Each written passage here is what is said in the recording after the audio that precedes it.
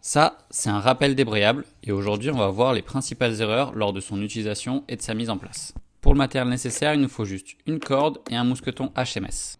Donc premièrement, quand on arrive au relais, on commence par passer sa corde directement dans le relais. En fonction de la configuration du rappel, on passera dans un sens plutôt que dans l'autre lorsqu'on passe la corde dans l'anneau. Mais aujourd'hui, on va rester simple et on va juste retenir qu'il faut absolument que le mousqueton soit en dessous de la corde. Sur des maillons un peu plus fins, ça peut venir bloquer la corde et donc le système sera plus débrayable.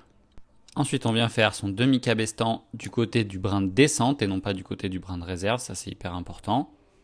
Pour ensuite venir faire notre nœud de mule. Alors, la vrille du nœud de mule, il faut la faire vers l'extérieur.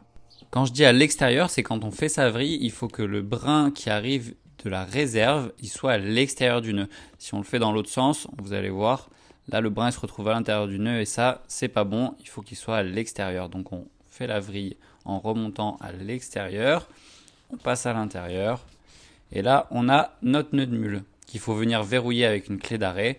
Clé d'arrêt, on a tendance à la faire dans le même sens alors que c'est beaucoup plus efficace en fait de partir à l'opposé et hop, de faire sa clé d'arrêt du coup dans le sens opposé.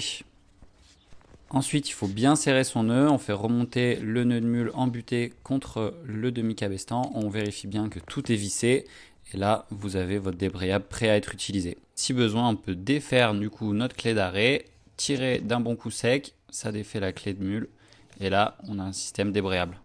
Avec ce genre de système, la descente du dernier, du coup, elle se fera en double la plupart du temps, ou alors il faut réinstaller une butée pour pouvoir descendre sur un seul brin. Si vous aimez ce genre de contenu, n'hésitez pas à vous abonner et à poser vos questions dans les commentaires, j'essaierai d'y répondre. En attendant, révisez bien vos manips et à la prochaine!